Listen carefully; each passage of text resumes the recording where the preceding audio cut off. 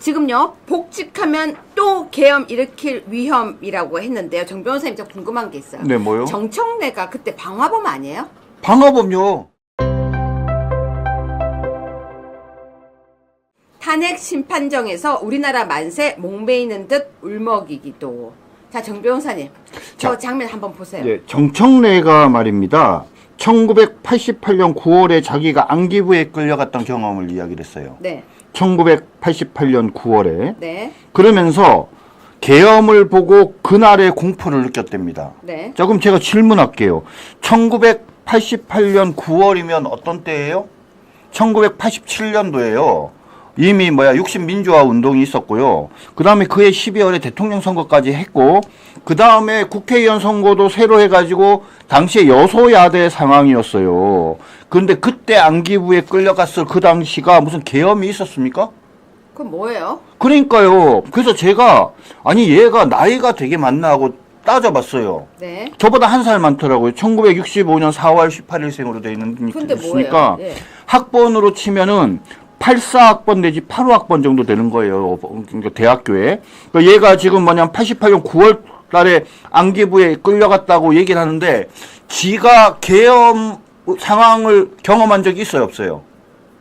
없어요. 그럼 무슨 얘기예요? 그러니까 하는 소리예요. 그럼 얘가, 정청래가 계엄, 비상계엄, 1979년도 12.12 때 비상계엄이나 1980년도 비상계엄 당시에 몇 학년이었냐? 중학교 2학년이라니까, 중학교 2학년. 뭐라고요?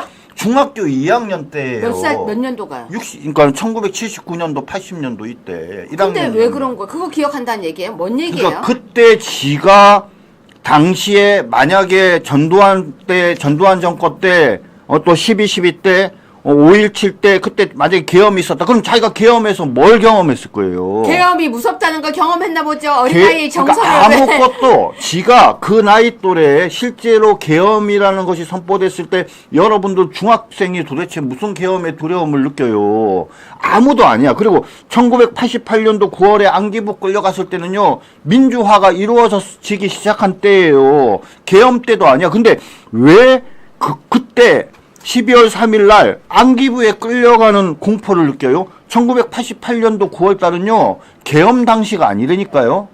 말도 안 되는 얘기를 이렇게 엮어가지고 이러면서 그 공포를 느꼈다고 얘기를 하니까 완전 새빨간 거짓말을 하고 있는 거죠, 한마디로 얘기하면. 자, 그런데요, 이번 뉴스입니다. 탄핵 심판에서 울먹인 정청래, 윤석열 복직하면 또 계엄 일으킬 위험한 인물 이랬는데요. 지금요, 복직하면 또 계엄 일으킬 위험이라고 했는데요. 정 변호사님, 저 궁금한 게 있어요. 네, 뭐요? 정청래가 그때 방화범 아니에요? 방화범요. 근데요, 그러면 제가요, 정청래 또 방화 일으킬 위험한 인물 이렇게 해도 되는 거예요? 지는 아니죠. 근데 윤석열 대통령은 복직하면 또 계엄을 일으킬 인물이라고 스스로 뇌피셜을 만드는 거죠. 근데 잘 들어보세요. 얘가 지금 뭐라고 얘기해요? 봐요. 나라와 헌법을 사랑하는 국민을 총칼로 죽이려고 했고, 윤석열 대통령이 총칼로 죽이려고 했어요? 총칼로 죽이려고 했고, 피로 지켜온 민주주의를 짓밟고, 피로 지켜온 민주주의. 진짜 시뻘건 얘기를 하죠? 피를 잉크 삼아 찍어 쓴 헌법을 파기하려고 한다. 대한민국이요. 대한민국에서 이런 여러 가지 역사적 상황에서 중간중간에, 이런 본의 아닌 어떤 피해 희생자가 없었던 건 아니에요. 근데, 이렇게 얘기할 정도로 대한민국의 헌정사가 그렇게 피로 물들었었나요? 근데 남의 건물에다가 불 지르는 거 되게 나쁜 행동 아니에요? 그냥 나쁜 행동 정도가 아니죠. 자, 여러분, 제가 이 부분에 대해서 여러분한테 질문 드려볼게요. 정말로 저 진짜 생각을 잘 못하고 있었어요. 정청래에 별로 관심이 없었어요. 그런데 미 방화범 이런 얘기가 계속 나오는 거예요. 정청래가 눈물을 흘리고 이런 얘기가 나오니까. 여러분 어떻게 생각하십니까? 방화범은 되게 무서운 죄 아닌가요? 이 정청래가 어떻게 국회의원이 됐는지 아세요? 아니요.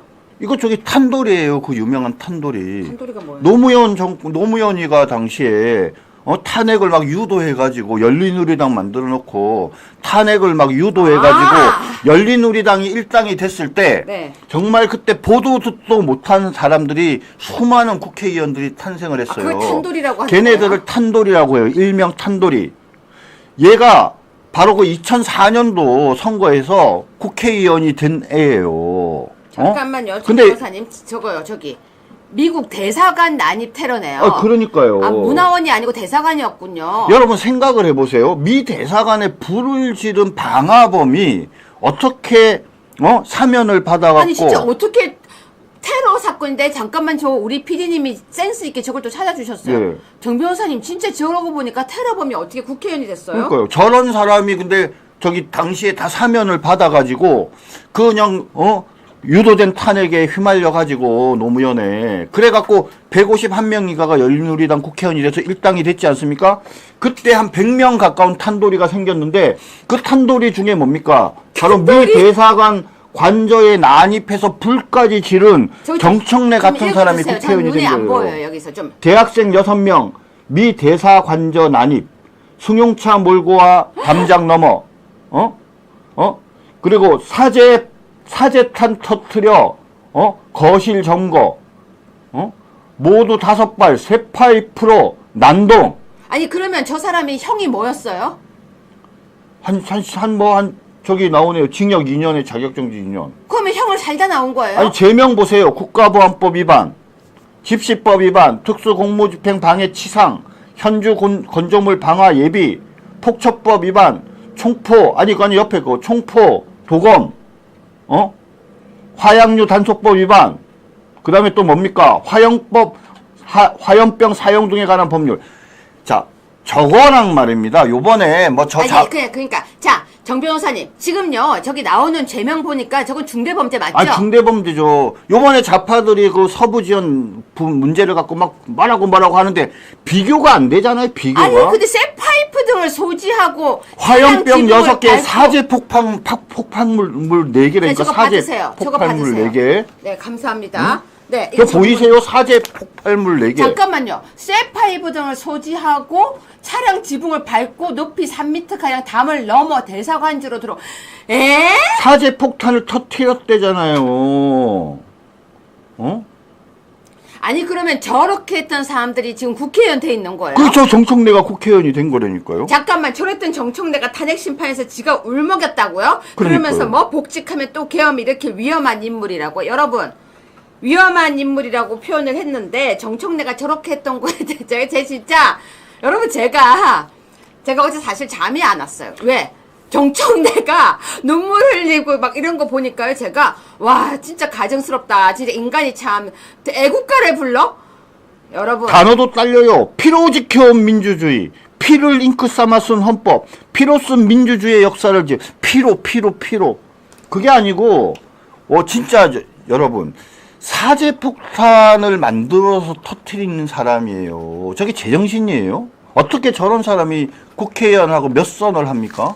그렇죠. 이게 대한민국의 현실인 거예요. 그뿐입니까? 저는요, 여러분, 제가 이거는 진짜 유효할 생각인데요. 저는 정가가 이런 정가는 이건 아닌 것 같아요. 제가 극혐하는 정가가 몇 개 있어요. 1번. 이런 거. 그건데 모르시네요. 이거 민주당에서 훈장이라니까요. 민주당 국회의원들이 모이면요, 야 너 별 몇 개야? 너 제명이 뭐야? 이런 거라니까요. 제명이 부르지만 이재명인 줄 알았잖아요. 그래요. 왜냐면 좌파들은요, 국회의원들이 전부 다 뭡니까? 최소한 집시법 정도의 집행유예 정도 전과는 있어야지 명함을 내밀고요. 그 다음에 뭐냐면 저렇게 화염병, 폭처법에 폭탄 이런 거 한 정청래 정도 되면 뭡니까? 야, 이 정도는 돼야지. 이러는 게 민주당이니까요. 아니 근데 이 정도는 되는 애들이 뭘 계엄했다고 무섭다고 해요? 하나도 무서워할 애들이 여러분 아니에요. 있잖아요. 제가 이게 가정스러워서 한 얘기예요. 무슨 고날의 공포를 느껴요. 지네 저거 보세요. 지네 저걸 보면서요. 여러분 밤중에 계엄했다고. 저기 징역 4년형 좀 읽어주세요. 예. 정청래 징역 4년형 받았네요. 그 다음에 또 다른 거로는 2년, 도합 6년의 자격정지 2년이었네요. 여러분 저런 사람이 그날 밤에 계엄했다고 무서워요?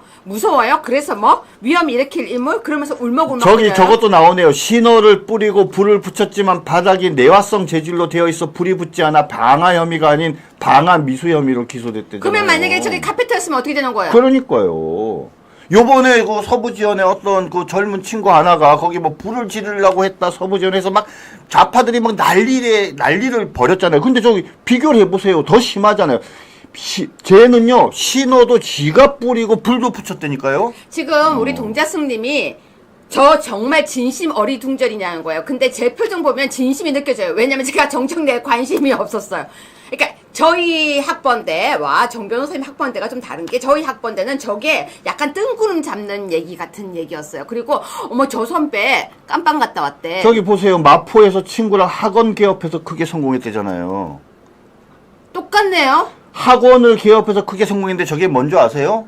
바로 저기 이해찬이가 교육부 장관 하면서 뭐 다른 거 공부 못해도 대학 좋은 대학 갈 수 있어요. 그래서 막 논술 만들고 막 그랬잖아요. 그렇죠. 그 시기에 바로 좌파들 저 집행유예 선고받고 막 해서 공무원이 될 수 없고 대기업에 취직할 수 없었던 쟤네들이 전부 다 학원가에 들어가서 논술하면서 돈을 버는 거예요. 그러니까 저는요 이런 세상이 제가 무섭다고 하는 이유가 뭐냐면요 우리하고 결이 너무 다른 거예요. 저는 상상 못해요. 신호?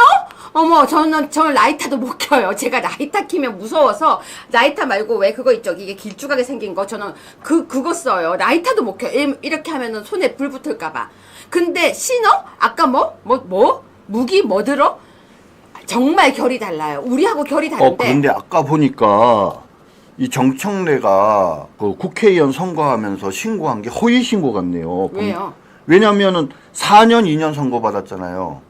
2년 살고 사면 돼가지고 나와가지고 나머지 형을 안 살았대요. 하지만 형의 선고는 그대로 남는 거거든요. 뭐 그거는 우리가 지금 정확하게 왜냐면 저기 있는 게 또 정확하지 않을 수도 있으니까 네네. 그 부분은 일단 패스합시다. 네네. 건드려야 될 부분을 건드려야지 아직까지 구질구질한데 건드리고 가면 너무 복잡하니까 일단 제일 중요한 거는 지금 제일 중요한 거는 일단 방화 사건 팩트. 네. 그리고 아까 저기 무기 들고 있었던 거, 그리고 아까 죄명 있던 다 거. 팩트 맞아요. 팩트. 네네. 팩트만 정확하게 가고 갑시다. 네네. 이런 사람이요, 여러분. 우리나라 만세, 목매이는 듯 울먹이기도. 여러분 어떻게 생각하십니까? 우리나라 만세. 야, 우리나라 만세래요. 울먹이는 듯, 목매이는 듯 울먹이기도. 저거 읽어주세요. 읽어주세요. 정청래는 나는 정청래다라는 방송에서 당시 자신은 사형 선고를 받을 거라고 생각하나 실제로는 예상과 달리 낮은 징역 선고를 받은 것에 대한 소회를 밝힌 바 있다. 하지만 세월이 흐른 지금도 자신의 젊은 시절에 했던 행동을 후회하거나 반성하지 않는 듯하다. 이렇게 얘기합니다. 아니 지들은 왜 후회하지 않고 반성하지 하면서 남보고는 후회하고 반성하라 그래요? 그러니까요. 지금 예전에 이재명이 미군을 점령군이라고 얘기했잖아요. 정청래는요, 같은 개념이에요. 그러니까 정청래의 속마음은 뭐예요? 주한미군 철수라니까요. 쟤네가 말을 안 하고 있을 뿐이라니까요. 속마음은 주한미군 철수를 생각하고 있어요. 때가 되면 정청래가 자랑스럽게 내가 미 대사관에 들어가서 방화했다는 것을 자랑스러워하면서 미군 철수하라 라고 이제 크게 외칠 날이 얼마 안 남았어요. 윤석열 대통령께서 탄핵 당하고 그런 다음에 저쪽 민주당의 이재명이 정권을 잡으면 정청래가 정권을 잡은 다음에 6개월이 지나지 않아서 온 국민 앞에서 내가 바로 미 대사관 방화범이었다. 나는 그것을 내 인생의 가장 큰 자랑으로 생각한다. 그러면서 뭡니까? 미군 물러가라 라고 이야기를 할 거라고 저는 확신합니다. 근데 정청래가요 참 특이한 이력이 있다고는 들었었는데 저는 오늘 구체적으로 보면서 참 가정스럽다 생각이 드는데요. 3번 뉴스 보세요. 최후 진술을 보고 여권에서는 진솔한 변론이다. 그런데 야권에서는요 마지막까지 파렴치 최악 폭군 실토.